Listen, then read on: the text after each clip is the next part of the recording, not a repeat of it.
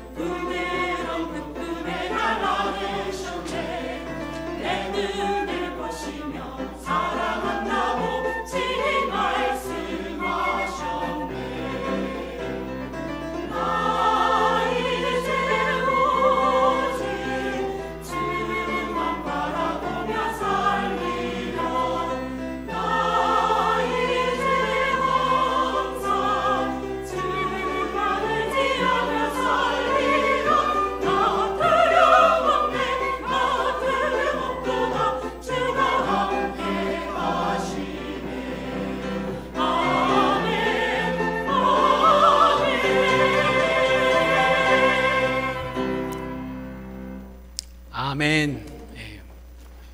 귀한 찬양 감사합니다. 우리가 이제 어느덧 3월이 됐습니다. 3월이 되면 햇살도 따뜻해지고 산과 들이 새순으로 가득하게 덮일 텐데, 우리 교회도 이 순모임을 이제 곧 시작하거든요. 그래서 이 순모임을 통해서 우리 교회에도 새순이 돋고 또 사랑으로 또 초록 물결로 가득해지기를 간절히 원합니다. 3월은 학교도 개강을 하는데 우리도 순모임 이제 개강을 하는 겁니다. 그래서 이 순모임이 소그룹이 잘 이루어질 수 있도록 여러분들께서 기도를 많이 해주시고요. 또 주보에 이렇게 별지로 나갔는데 이름이 혹시 없는 분이 계시면 이야기를 해주시면 고치도록 하겠습니다. 지난 주일하고 지지난 주일에 포도나무와 가지에 대한 이야기를 말씀을 드렸습니다. 잠깐만 우리가 복습을 좀 해보면, 예수님이 나는 포도나무요, 나는 참 포도나무요, 내 아버지는 농부이시라, 그렇게 말씀하시고, 우리는 그 포도나무에 달려있는 다 가지들인데 그 포도나무이신 예수님과 다 연결이 돼 있다, 이렇게 예수님이 말씀하셨고, 농부이신 하나님이 가장 바라시는 것은 그 가지에 열매가 열리는 것인데 그 열매는 다름 아닌 사랑이라. 그래서 우리가 밥을 먹고 사는 것 같지만 사실은 사랑이라는 열매를 먹고 사는 것이다 라는 말씀도 지난주에 드렸습니다. 오늘 나누려고 하는 그 말씀도 이것과 좀 연관이 되는데요, 여러분이 머릿속에 아마 그려보실 수가 있으실 것 같습니다. 여러분, 포도나무에 가지가 달려있는데 가지가 많이 달려있겠지요. 그러면 이쪽에 있는 가지하고요 저쪽에 있는 가지는 연결이 돼 있습니까? 안 돼 있습니까? 이쪽에 있는 가지는 포도나무에 붙어 있으면 당연히 그 포도나무를 거쳐서 저쪽에 있는 다른 반대편에 있는 가지와 닿아 있는 것이죠. 연결이 되어 있는 것이죠. 여러분들이 충분히 머릿속에 그려보실 수 있으리라 생각이 듭니다. 그런데 의외로 성도님들 중에서 내가 저분과 연결이 돼 있다라는 것을 잘 이해하지 못하는 경우가 종종 있습니다.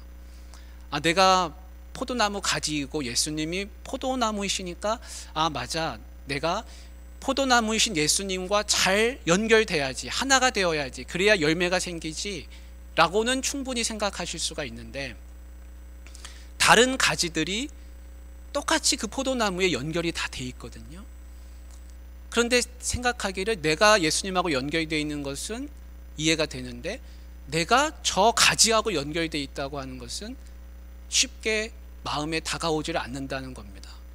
그래도 그럴 것이, 내가 저분하고 무슨 관계가 있나 라고 생각해 보면 뭐 고향이 같은 것도 아니고 집안이 같은 것도 아니고 배경이나 연령이나 모든 게 다 다를 수 있거든요. 그런데 성경에서는 그게 연결이 된다고 하니까 금방 와닿지가 않는 것입니다. 그리고 우리 교회에는 그런 분이 안 계시는데 저 미국의 라스베가스에 가면은 그런 성도님들도 계신 거죠. 예수 믿고 내가 구원받고 천국 가면 그걸로 된 거지, 내가 뭐하러 교회에서 피곤하게 다른 사람을 연결돼 있다고 해가지고 그 사람들과 사귐을 갖고 교제를 갖고 그런 피곤한 일을 하나, 나는 그냥 교회에 와서 하나님 만나고 말씀 듣고 예수님 믿고 그냥 이렇게 살다가 천국 가면 그만이다 라는 생각하는 사람들도 있다는 겁니다. 근데 성경은 그렇게 가르치는 게 아니라 우리가 다 서로 연결돼 있다라는 것을 아주 중요하게 가르칩니다. 어떤 분이 이제 천국에 가셨다 그럽니다. 천국에 가셔서 저쪽에 보니까 내가 아는 얼굴들이 있는 겁니다. 너무 반가워가지고 집사님 하면서 막 뛰어갔다 그래요. 그래서 집사님 반갑다고, 우리가 여기서 다시 만나게 되니까 너무 좋다고 한참 이야기를 하는데 그분들이 멀뚱멀뚱 자기를 쳐다보더라는 겁니다. 자기들끼리는 다 재밌게 이야기를 하는데요. 그래서 보니까 내가 아무리 얘기해도 내 말이 통하지가 않는 겁니다. 그러니까 벙어리가 된 거예요. 그래가지고 천사한테 가서 따졌답니다. 나는 살았을 때는 멀쩡했는데 왜 여기 와가지고 내가 말 못하는 벙어리가 됐냐고. 그 천사가 그러더랍니다. 집사님은 예수님을 믿어가지고 여기 오기는 오셨는데 하나 교제가 없고 사랑의 나눔이 전혀 없어가지고 그 교제가 다 끊어졌다고. 천상의 언어는 사랑인데 그 사랑이라는 언어를 못 배우셔가지고 여기서 말 못하게 됐다고 그랬답니다. 여러분, 그냥 우리가 우스갯소리지만 하나님이 원하시는 구원은 우리가 그냥 예수 믿다가 천국 가는 게 아니라 여기서 하나님이 원하시는 사랑의 교제를 많이 나누고 그것이 천국에 가서도 그대로 이어지기를 바라시는 것이죠. 여기서는 아무런 교제도 없고 사랑도 없다가 그냥 예수님만 믿고 있다가 천국에 갔는데 갑자기 내가 사랑이 풍성해지고 교제가 많아질 거라, 그런 것이 아니라는 겁니다. 성경이 가르치는 예수님 믿는다는 것은 내가 예수님께 붙어 있는 것과 마찬가지로 다른 사람들과 연결되어 있다는 것을 잘 알고 많은 교제와 사귐과 나눔을 하도록 가르쳐주고 있습니다. 제가 이런 이야기를 하는 이유는 이 포도나무에 달린 가지인 내가 다른 가지들과 긴밀하게 연결되어 있다는 것입니다. 그래서 오늘 우리가 읽은 이 에베소서 마지막 구절에도 보면 연결되고 결합되어 라는 말이 나옵니다. 이것을 성경에서는 어떻게 가르치냐면 몸의 지체에 비교합니다. 거기에 비유합니다. 여러분, 몸이 있습니다. 몸이 있는데 그 몸에는 많은 지체들이 있습니다. 눈, 코, 귀, 팔, 다리 다 각각의 지체가 있는데 그 각각의 지체는 다 서로 연결되어 있습니다. 그래서 그 지체는 결국 한 몸을 이루는 것이죠. 그것과 마찬가지로 몸은 교회인데 그리스도의 몸은 바로 교회를 가리키고 있는데 이 교회를 이루고 있는 각각의 성도님들, 저와 여러분들, 여기 모여있는 각각의 사람들은 다 지체라. 그리고 그 지체는 개별적으로 존재하는 것이 아니라 하나로 존재한다, 엮여져 있다 라는 것을 성경이 말씀해 주고 있습니다. 그래서 우리가 몸 한쪽이 아프면 그 몸만 아픈 게 아니라 팔만 아픈 게 아니라 온 몸이 쑤시고 아픈 것처럼 그렇게 우리가 유기적으로 긴밀하게 연결되어 있다는 것입니다. 우리가 이런 생각 한번 해볼 수 있습니다. 아니, 목사님, 저분하고 저는 기질도 다르고 성향도 다르고 너무 많이 다릅니다. 그런데 우리가 어떻게 하나가 될 수 있습니까? 너무 많이 다르다라는 것을 이야기하실 수가 있습니다. 그래서 오늘 나오는 이 에베소서 4장 11절과 12절에 그것을 이야기해 주고 있습니다. 한번 같이 읽어보겠습니다. 우리 11절, 12절 말씀입니다. 같이 시작. 그가 어떤 사람은 사도로, 어떤 사람은 선지자로, 어떤 사람은 복음 전하는 자로, 어떤 사람은 목사와 교사로 삼으셨으니 이는 성도를 온전하게 하여 봉사의 일을 하게 하며 그리스도의 몸을 세우려 하심이라. 아멘. 각 사람이 다르게 세워졌다는 것을 성경이 이야기해 주고 있습니다. 그래서 그분이 말이 맞아요.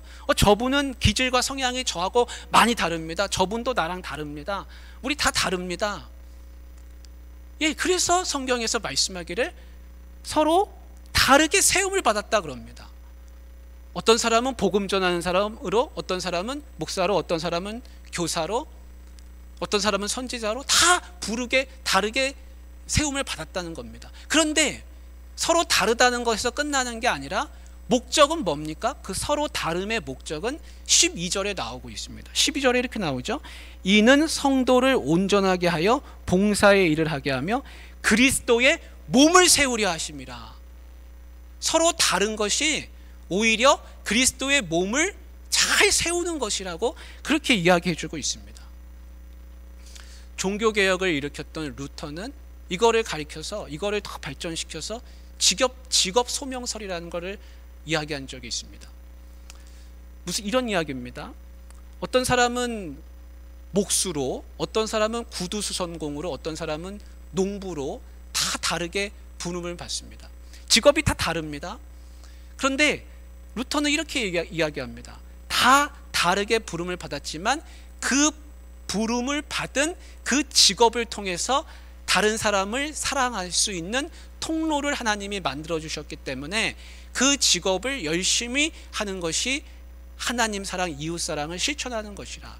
하나의 목적을 이루기 위해서 하나님이 다 각자마다 다른 재능을 주시고 다른 직업을 갖게 하셨다는 겁니다. 그래서 이 직업을 열심히 하는 것이 곧 성스러운 일을 하는 것이라. 교회의 사제만 성스러운 일을 하는 게 아니라 농부도 목수도 구두수선공도 그 일을 함으로 인해서 하나님의 일을 하는, 성스러운 일을 하는 것이라 라고 이렇게 가르쳤습니다. 지금 들으면 그냥 그렇구나 라는 생각이 들지만, 그때 당시에는 성직자 계급이 따로 있고 땅을 가진 영주가 따로 있고, 또 자기네 영주와 자기가 지키겠다고 하는 그런 것을 지키는 수호기사가 따로 있고, 농민이 따로 있고 상공인이 따로 있던 시절에는 이 말이 세상을 변화시키는 큰 가르침이 됐습니다. 만약에 모두가 다 농부고 모두가 구두수선공이고 모두가 다 목수 일을 한다고 하는 그런 마을이 있다고 한번 생각해 보십시오. 얼마나 살기 힘들겠습니까? 서로 다른 것을 주셔서 하나님이 그들을 더 잘 살게끔 하신다라는 겁니다. 교회도 마찬가지입니다. 서로 다른 사람들이 서로 모였지만 그것이 오히려 하나님의 몸을 세우는 데는 더 유익하다는 것입니다. 우리가 기질과 성향이 다 다를 수가 있습니다. 그것이 우리를 더 아름답게 만들고 우리의 믿음을 더 성장시키고 성숙하게 한다는 것입니다. 나는 저분이 하고 너무 다르니까 교제를 못하겠습니다가 아니라, 나는 저분하고 다르니까 하나님이 이렇게 만나게 해주셨구나 라고 생각을 바꿔야 하는 것입니다. 이렇게 생각할 수 있습니다. 아니 목사님, 우리가 조금 비슷비슷해야 그래도 신앙생활 잘할 수 있는 거 아닙니까? 저분하고 나하고 달라도 좀 뭔가 비슷비슷해야 우리가 신앙생활을, 교회를 잘 세울 수 있는 거 아닙니까? 우리하고 조금 다른 분들은 차라리 다른 교회에 있는 게 낫지 않습니까? 근데 절대 그렇지 않습니다. 그런 현상이 우리 가운데 있는 것은 사실입니다. 도널드 맥가브란이라고 하는 그 선교사님이 계셨어요. 인도에 가셔서 31년을 선교하시고 세계적으로 유명한 학자신데, 그분이 주장한 게 그런 거였습니다. 인도 교회를 세워가면서 잘 관찰해 보니까 인도는 계급 사회거든요. 새로운 사람들이 예수님을 믿어서 교인이 될 때 자기하고 같은 부류의 사람들, 자기하고 같은 계급의 사람들하고 같이 신앙생활을 하기를 원하지, 나하고 다른 사람들하고는 전혀 속하기를 싫어해서 교회에 오질 않는다는 겁니다. 그래서 성경에는 분명히 헬라인이나 유대인이나 남자나 여자나 종이나 자유인이나 복음은 모든 것을 다 하나로 만든다고 했는데, 실제 교회는 그렇지 않더라. 사람들은 차이를 넘어서기를 원하는 게 아니라 그 차이 속에서 그냥 교회를 이루기를, 신앙생활 하기를 원한다. 그래서 이것을 가지고 선교사는 이걸 이용해서 교회를 세워나가는 것이고 교회를 성장시켜야 한다. 그래서 동질 집단끼리 묶어야 한다는 주장을 했습니다. 근데 그런 현상이 있는 거하고 그것이 진짜 옳은 거지는 전혀 다른 이야기죠. 여러분, 만약에 계속해서 그렇게 교회를 세워간다고 한번 생각해 보십시오. 그러면 복음이 계급을 무너뜨리는 게 아니라 계급 사회라고 하는 그 문화에 복음이 순응해서 그 계급 체제를 더 공고히 하는데 쓰이게 되는 것이죠. 그런데 성경은 그렇게 가르치고 있지 않고 복음이면 모든 것을 다 하나로 묶을 수 있다라고 가르치고 있다는 겁니다. 그래서 우리나라에서는 이런 계급을 다 무너뜨리고 하나의 교회로 만들어진 교회 역사가 있습니다. 1862년에 태어나신 분인데, 이분은 백정으로 태어났습니다. 이름이 박성춘이라는 분입니다. 박성춘이라는 분. 이분은 평생 백정으로 사는데 아들이 봉출입니다. 박봉출. 근데 그 아버지가 어떻게 하면 이 아들은 백정이 아니라 좀 사람답게 구실을 하면서 살게 할 수 없을까 고민하다가 이 아들을 학교에 보내게 됐습니다. 근데 학교가 돈을 받잖아요. 그래서 돈을 안 받고 무료로 가르쳐주는 신식 학교가 있다 그래서 예수교 학당이 있다고 해서 거기에 그 아들을 보냈습니다. 하지만 조건이 있었습니다. 교회 예배는 가면 안 된다는 겁니다. 그래서 그 아들이 이제 교회를 안 다니지만 그 사무엘 무어 선교사님이 세운 학교에 들어가게 됐습니다. 그러던 어느 날 서울에서, 이분이 서울 종로에 사시는 분이었는데 서울에서 콜레라가 만연하게 됐습니다. 그래서 하루에 수백 명씩 사람들이 죽어 나가는 겁니다. 이 백정 박성춘도 콜레라에 걸렸습니다. 그래서 사경을 헤매면서 이제 생사의 기로에 놓이게 됐습니다. 근데 그 아들이 사무엘 모 선교사님한테 간절하게 요청해가지고 내 아버지가 다 죽어가니까 좀 고쳐달라고, 그래가지고 사무엘 모 선교사님이 에비슨이라고 하는 의료 선교사님을 데리고 그 집에 찾아갔습니다. 근데 이 에비슨이라고 하는 선교사님이, 의료 선교사님이 누구냐면 우리나라 첫 번째로 세워진 현대식 병원이 제중원인데 그 제중원의 의사였습니다. 그리고 그 황제의 주치의였습니다. 고종 황제의 주치의였습니다. 그러니까 고종 황제의 주치의가 백정집에 가서 백정을 고쳐준 겁니다. 그래서 박성춘이 깨어보니까 고종 황제의 주치의가, 황제의 주치의가 자기를 살려준 겁니다. 거기에 감복을 해가지고 교회에 나가게 됐습니다. 사무엘 무어 선교사님이 종로에 세운 교회가 곤단골 교회인데 가서 그 곤단골 교회에 가서 세례를 받고 교인이 됐습니다. 매주일마다 예배를 가는 겁니다. 근데 놀라운 일이 하나 생겼습니다. 그 이전에 나오던 곤단골 교회 성도들이 하나둘씩 발길을 끊는 겁니다. 그러더니 교회가 텅텅 비어가지고 아무도 교회를 안 오는 겁니다. 나중에 알고 보니까 그 교회의 교인들이 누구였냐면 다 양반들이었거든요. 양반들, 관리들이었습니다. 그래서 그 양반 관리들이 하는 말이, 나는 백정하고 한지붕 밑에서 절대 예배 못 드린다. 백정이 가는 천국에 나는 그런 거 안 간다. 같은 하나님을 어떻게 섬기냐, 백정의 하나님하고 내가 섬긴 하나님하고 어떻게 같은 하나님일 수 있냐 라는 겁니다. 그래서 다 발길을 끊는 겁니다. 당연히 사무엘 모 선교사님한테 이 백정 박성춘을 출입 못하게 해달라고 하는 압력이 들어왔습니다.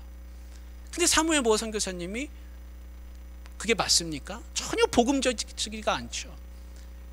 하나님은 다 하나님이, 다 모두의 하나님이시지 않습니까? 그래서 나는 그렇게 못한다. 백정 박성춘은 계속 와서 예배를 드려라. 그렇게 하는 겁니다. 그래서 소문이 나가지고 더 많은 백정들이 이 교회로 몰려오게 됐습니다. 천민들이 다 몰려오는 겁니다. 그런데 양반 관리들은 우리는 예배 같이 못한다 해서 나가서 홍문석골 교회라는 교회를 하나 세웠습니다.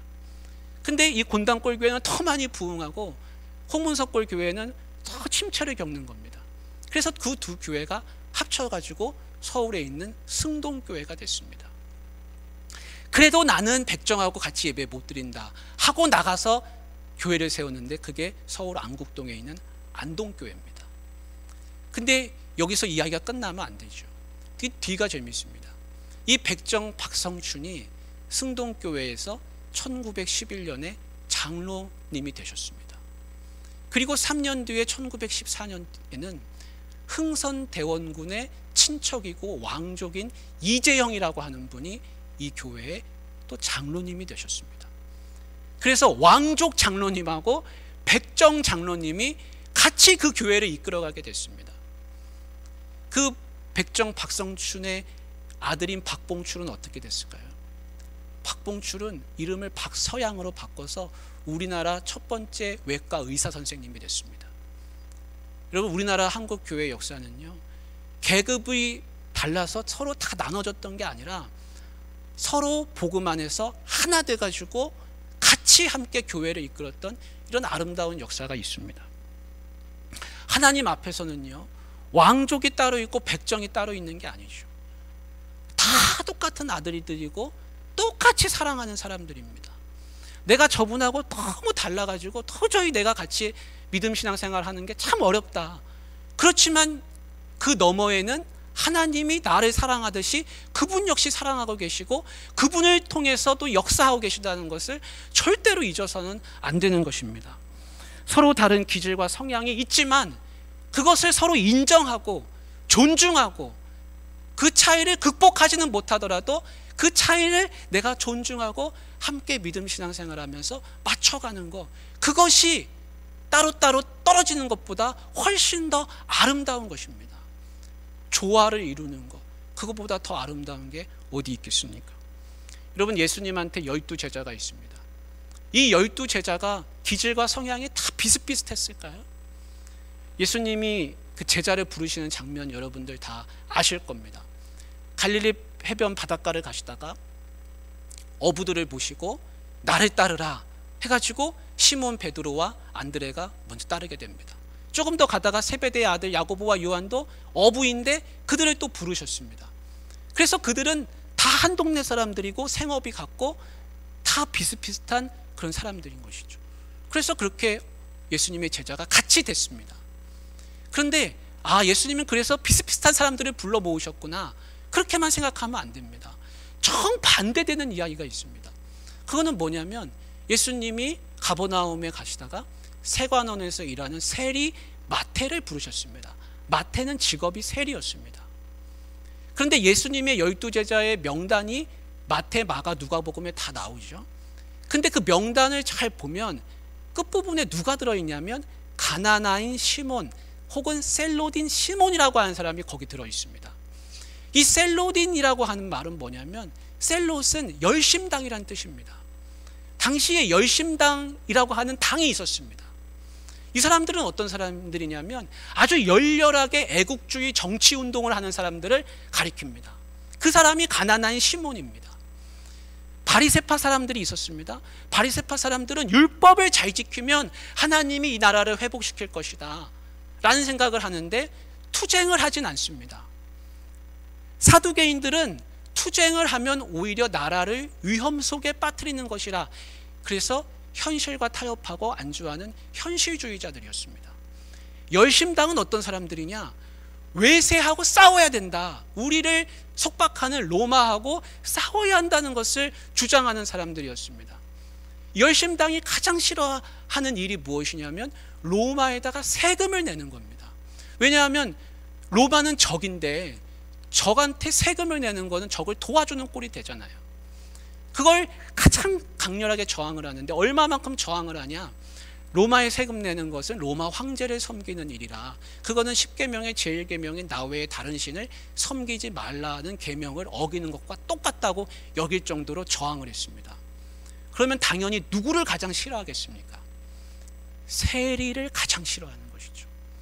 그런데 예수님의 제자가 여러분 수백 명 수천 명이 아니라 12명을 예수님이 데리고 그들과 함께 늘 가르쳐 주시고 잠자시고 함께 먹고 그렇게 살았습니다. 그런데 그 12명 속에 누가 들어있습니까? 세리도 들어있고 셀로딘 시몬도 그 속에 들어있다는 겁니다.